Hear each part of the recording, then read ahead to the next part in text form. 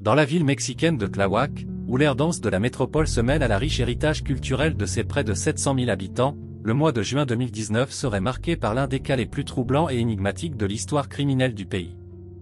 Un matin apparemment ordinaire, le 12 juin, le destin mettrait le policier Axel Ruiz face à une découverte qui changerait à jamais non seulement sa propre vie, mais ébranlerait les fondements de la foi et de la confiance de toute une communauté.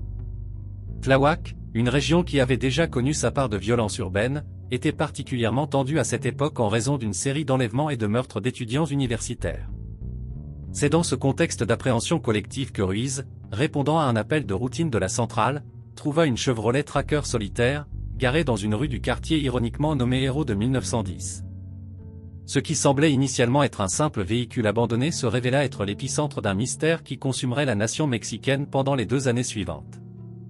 En s'approchant du véhicule, l'œil expérimenté de Ruiz remarqua immédiatement des signes que quelque chose n'allait pas.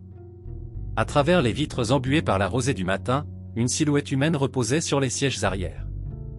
Le corps, partiellement couvert, présentait des marques évidentes de violence, des ecchymoses qui racontaient une histoire silencieuse de brutalité.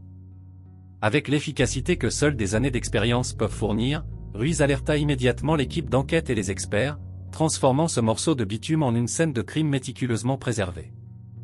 L'identification de la victime apporta le premier choc de nombreux autres à venir. Il s'agissait de Hugo Leonardo Avendano Chavez, un jeune homme de 29 ans dont la vie était un témoignage de dévouement à la foi et à la connaissance. Leonardo, comme il était connu de tous, n'était pas simplement une autre statistique dans la vague croissante de violence urbaine, il était un pilier de sa communauté, un érudit dévoué et, par-dessus tout, un homme de foi inébranlable.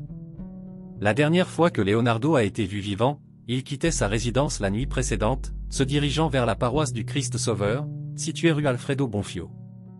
En tant que diacre depuis 5 ans, ce trajet faisait partie de sa routine quotidienne, aussi familier que les prières qu'il prononçait.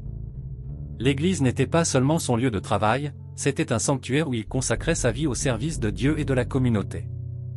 Pour comprendre l'ampleur de la tragédie qui se déroulait, il est nécessaire de connaître qui était Hugo Leonardo Avendano Chavez.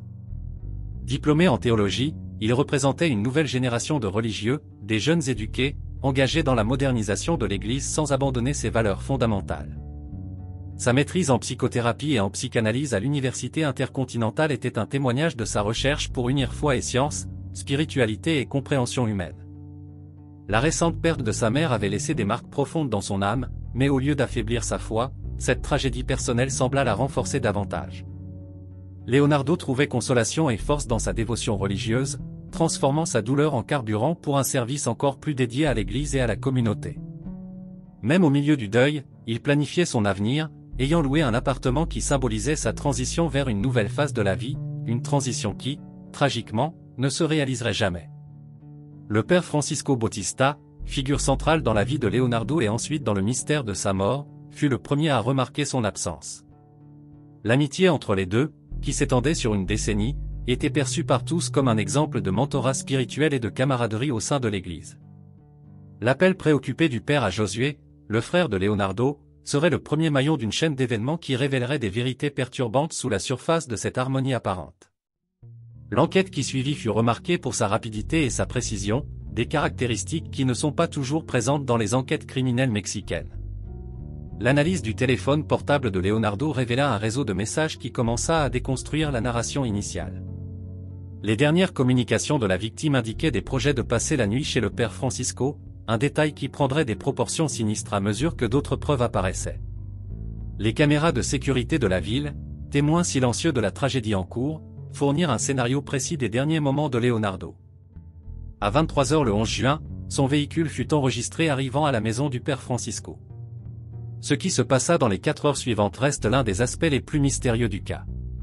Ce que l'on sait avec certitude, c'est qu'à 3 h du matin le 12 juin, le même véhicule fut vu quittant la propriété, suivant un trajet fatidique jusqu'à l'endroit où le corps serait retrouvé. Un élément crucial de l'enquête a émergé des ombres du matin. À 3 h 49, un second véhicule s'est approché de l'endroit où la voiture de Leonardo était stationnée. Sa présence, brève mais significative, a ajouté une nouvelle couche de mystère à l'affaire. Qui était le conducteur de ce véhicule? Quel était son rôle dans les événements de cette nuit-là? Ces questions restent aujourd'hui sans réponse. L'autopsie a révélé des détails horrifiants, Leonardo avait été torturé avant de mourir par asphyxie. Son corps, sans trace d'alcool ou de drogue, racontait l'histoire de ses derniers moments à travers de multiples ecchymoses et blessures.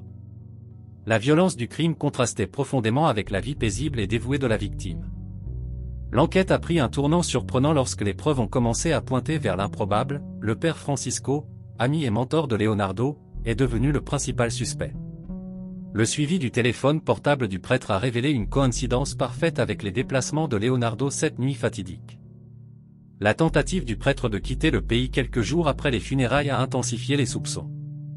La communauté catholique de Tláhuac a plongé dans une crise de foi et de confiance. Des groupes se sont divisés entre ceux qui exigeaient justice et ceux qui ne pouvaient accepter la possibilité qu'un prêtre puisse commettre une telle atrocité.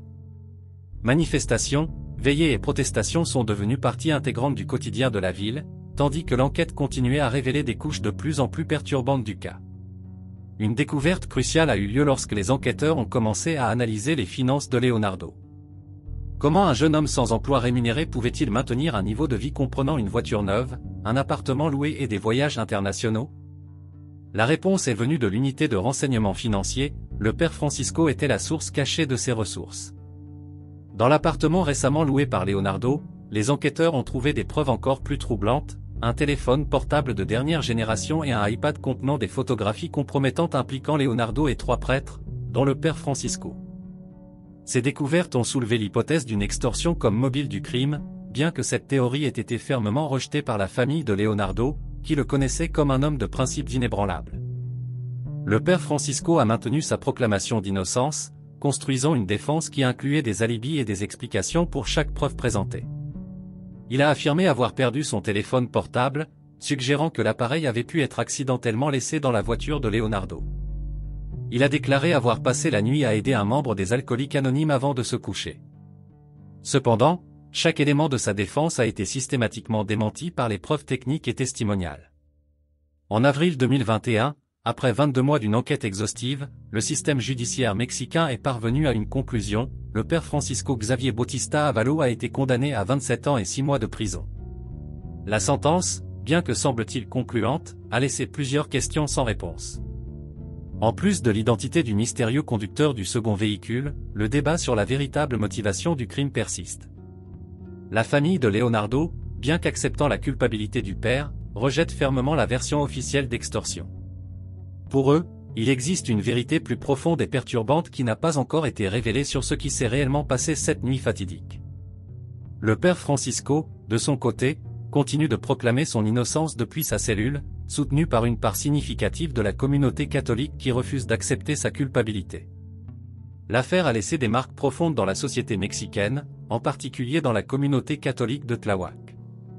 L'église locale, autrefois symbole de paix et de confort spirituel, est devenue un rappel silencieux que parfois les apparences les plus sacrées peuvent cacher les secrets les plus sombres. Les rues par lesquelles Leonardo a fait son dernier voyage gardent silencieusement les mystères de cette nuit, tandis que les questions sans réponse continuent de résonner dans les couloirs de la justice. L'histoire du père Francisco et de Leonardo Avendano dépasse le simple récit d'un crime. C'est une narration de confiance trahie, de foi remise en question et de vérité cachée.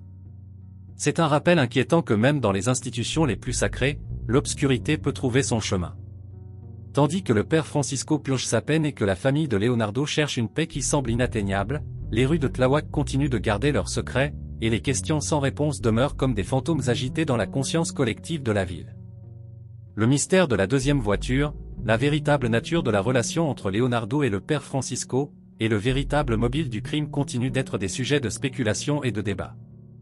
Comme tant d'autres affaires qui défient notre compréhension du bien et du mal, le meurtre de Hugo Leonardo Avendano Chavez reste un sombre témoignage de la complexité de la nature humaine et des secrets que nous emportons parfois avec nous dans la tombe. La ville de Tláhuac, ses habitants et, surtout, la communauté catholique locale continue de chercher des moyens de cicatriser les blessures laissées par cette affaire. L'héritage de Leonardo, son dévouement à la foi, son engagement envers le savoir et sa bonté restent vivants dans la mémoire de ceux qui l'ont connu. Pendant ce temps, les questions sans réponse sur sa mort continuent de hanter ceux qui cherchent à comprendre comment un homme dédié à Dieu a pu commettre un acte aussi brutal contre quelqu'un qu'il considérait comme un ami. L'histoire du père Francisco et de Leonardo Avendano sert de rappel inquiétant que parfois, les vérités les plus difficiles à accepter sont celles qui se cachent à pleine vue, protégées par des voiles de respectabilité et de confiance. Tandis que la justice terrestre suit son cours, les vérités les plus profondes de cette affaire demeurent enfouies dans les ombres de la nuit du 11 juin 2019, attendant le jour où, peut-être, elles finiront par voir le jour.